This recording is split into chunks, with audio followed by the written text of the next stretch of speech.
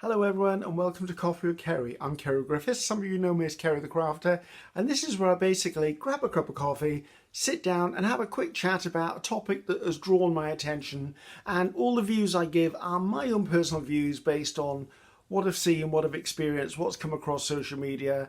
I usually avoid hot topics because maybe I don't know enough to talk about those. Not meant to offend anyone, just want to raise awareness, maybe start a conversation in your life with somebody, or maybe make you stop and have a cup of coffee yourself and go, wouldn't have thought about talking about that. But anyway, let's see. Right, today's topic for me, and it's something I see a lot, is how the celebrity culture is affecting us. Probably the younger generation much more than the older generation. However, I'm not sure that it's a healthy lifestyle. Now, as a lot of you know, I was an entertainer. I was a professional dancer. I used to act, believe it or not, this face modelled at one point. And I am very aware of what it takes to put a product out there. So say I was doing a modelling shoot, and we're talking, how old am I now? I'm 63 now, so gotta be at least 40 years ago. So I've changed a lot in 40 years. And I know that if I did a photo shoot, those photos wouldn't be used in their original format. Those photographs would be taken. They would then select the ones they wanted for the promotional they were doing. Those photographs would then be edited. Now, it could be that it was done electronically. It could be done in the Lightroom, whichever way it was done, but they would be manipulated. And then sometimes I would look at the final picture and go, wow, okay, I didn't know I could look like that.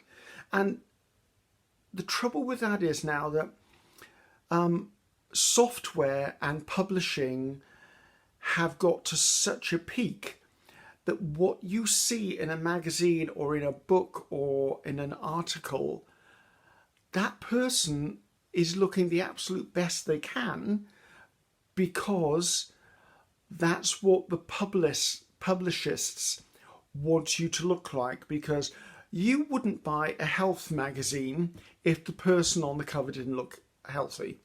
It's like I was reading an article a couple of months ago, and it was this fitness guy who was on the cover of Fitness something somewhere in the world, and he said he was quite surprised because he did the photo shoot. He'd worked really hard to make his body look absolute in prime condition, and man, the boy did look in prime condition. However, when the magazine came out and he was on the cover, he said he almost didn't recognize himself because they'd puffed up certain muscles. They'd airbrushed bits of the photograph to make like his six-pack look deeper. And I know there's stories of models where they've gone in and they've changed the shape of the model's hips, or they've changed the way the stomach lays, or there's so much they can do electronically. And I feel we now look at what we see in a magazine, in an article, in a book, and we think that's how we're supposed to look. It takes a lot to achieve that, I can tell you, and some of it is unachievable. And I do know, I live here in Cardiff, South Wales, Great Britain, and I have, because I travel a lot, and I used to travel a lot more, very often I would arrive back at Heathrow and then I'd get the coach back to Cardiff, and sometimes I'd be coming through town at maybe 1 or 2 in the morning on a Friday night or a Saturday night, because that's when my coach came in, and because it's a busy time of night there wasn't a taxi cab to get home, and I only live about 15 minutes walk away from where the coach drops me off, so I just drag my luggage through the middle of town and get myself home again. And very often I would see the girls and the guys who are out there, oh my God, they are spray tanned to death. They have eyelashes on. This is the girls, by the way. They have eyelashes on that they must go to weightlifting classes to keep them on. They've got this full face of makeup that seriously you wouldn't want to see it in daylight, but thank goodness it's nighttime. And I know they're doing themselves up to the best of their abilities. And the guys are equally as bad. They're there, they've got their spray tans, they've got their shirts on that are so tight you can even see like ripples in their neck when they turn them. They've got these skin tight jeans on. Nothing wrong with that at all. Absolutely nothing wrong with that at all. However, that's their perception of what a human, healthy person should look like. It does make me laugh because I worked quite a bit in LA with the dancing that I used to do, and it did used to make me smile. The amount of people, women for some, okay, women will be going around, and if they didn't have breast implants, they would put what my dancer friends used to call chicken fillets. So they were padding in the bra that made them look like they had a bigger bust. I know one or two male people out there who actually had no butt, and you can get underwear that has butt implants built into it. So these people are walking around, and at first glance you think they're absolutely stunning. What happens when that person finds someone to fall in love with, and then that person actually has a private moment where all of this is taken off? A little bit of a letdown, a little bit of a disappointment maybe. And is it right that we're actually planning our lives on what we look like and not what we are inside? It's like when I was cake decorating, one of the reasons I stopped making wedding cakes for clients was they would come to me with a picture of a wedding cake. So let's pick a name. Let's say Paris Hilton. Paris Hilton maybe had a wedding cake that was upside down, completely dripping in Swarovski crystals, with white and pink orchids cascading down it. They would show up, not Paris Hilton, that would be lovely, wouldn't it? My bride and the mother would show up and show me this photograph and go, we want this our wedding cake. I'm like, you can't afford it. I'm like, but it's a wedding cake we want. And the moment I said, do you realise how much the crystals alone will cost before you even do the cake? And I went, you're talking about a cake that's probably worth about £10,000 here, and your budget is probably about 1,000. And they were really upset then. They're like, well, why can't you just make it? And I'm like, because I can't afford to just make it for the love of making it. And you find this with a lot of things in the world. People will see something and expect it because someone else has got it, they want it. And that's a hard thing to live up to. And I do feel that a lot of us need a bit of a reality slap, possibly, in that it's not about the fact I've got 300 pairs of shoes. It's not the fact that I've got 6 Gucci handbags, I'm going for the 7th one. It really, for the price of all of those shoes, you could probably put a down payment on a house. Now, I'm not saying don't treat yourself. I'm not saying don't look the best you can. But maybe have a realistic view of what you're aiming at. What we see in the magazines, what we see on the TV, what we see in books and articles, it's not real. Makeup artists nowadays are phenomenal craftspersons. I have seen them taken quite a plain face, not going to say male or female, just a plain face, and within half an hour, you have a drop-dead gorgeous person in front of you. And it's all down to the skill of the artist who's actually gone in, they've put the right foundation in, they've done contouring, they've done airbrushing, they've done absolutely phenomenal work on this face and sometimes the body as well. And that person has walked out there on the red carpet and they look stunning. And I'm not taking it away from people who look naturally stunning. It's just a case of, I think we're all setting ourselves up for a standard that actually isn't realistic. I don't know.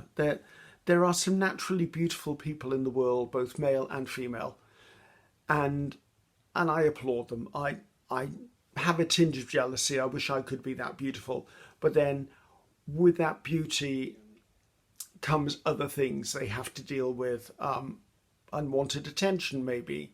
I don't know. Let's not go there, but. There are naturally beautiful people out there, but we're not all naturally beautiful on the outside. I do believe we're all naturally beautiful on the inside, however. And I think that we just really need to focus on what is it that's going to make us happy. Looks will go. A sense of humour will stay. Good skin will go. Conversation can stay.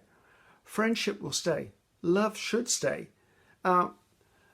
there's a very narrow window of when we can look at our prime. And then there are those who will say, and I agree with them, that maybe beauty doesn't have a prime time.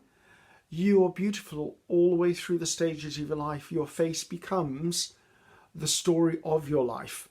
And in that, some of the most beautiful photography I have seen has been of people and portraits and hands. Hands, I've seen lots of pictures of hands, of people who have lived, people who have experienced, people who have a story to tell.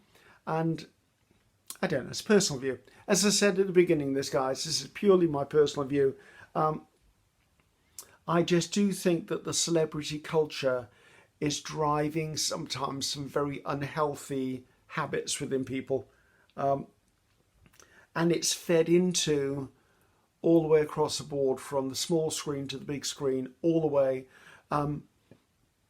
We're just constantly being fed the perfect version of anything that we see. And that obviously becomes the goal that we set for ourselves. And it can be unhealthy. It can really be unhealthy. I'm happy to wake up in the morning. When I look in the mirror, I know I'm not the person I used to be, and I will not be that person again tomorrow either. However, the eyes looking back at me have experienced stuff. I've enjoyed friendship, camaraderie. To me, those things are more valuable than a perfect skin, great teeth, good head of hair. Obviously, no good head of hair anymore. I don't know I had a really good head of hair in the first place, to be honest. Fabulous figure, a six-pack. All those things are just superfluous. At the end of the day, we're all going to end up dead anyway. I do the best I can with what I can. And I think everyone, as long as you're focusing on doing good, not bad, being healthy or making healthy choices more often than you make unhealthy choices, then I think we're all on the right track. But being driven by celebrity cultures, maybe not so much. And I really do applaud those celebrities who have embraced the aging that they go through. There's a few female actors out there who I absolutely applaud for them. Helen Mirren is one. I mean, she's fabulous. Dame Judi Dench, I adore that woman. Oh, good grief, I can't think. Anthony Hopkins, there's another one that's they've not really had work done. Do you know what I mean? They've been themselves and been themselves through the course of their lives, and they've matured gracefully. I like that. So anyway, that was just a quick chat from me. As I said, this quick coffee time with me. Hopefully I haven't offended anyone with my opinion. We all have our choices to make. It's just be aware, guys, that what you see between the covers of a magazine and what you see on a poster, on a movie or a TV, I speak from experience here. That isn't always naturally what that person looks like in true life. Have a good one, guys. Until next time. Bye-bye now.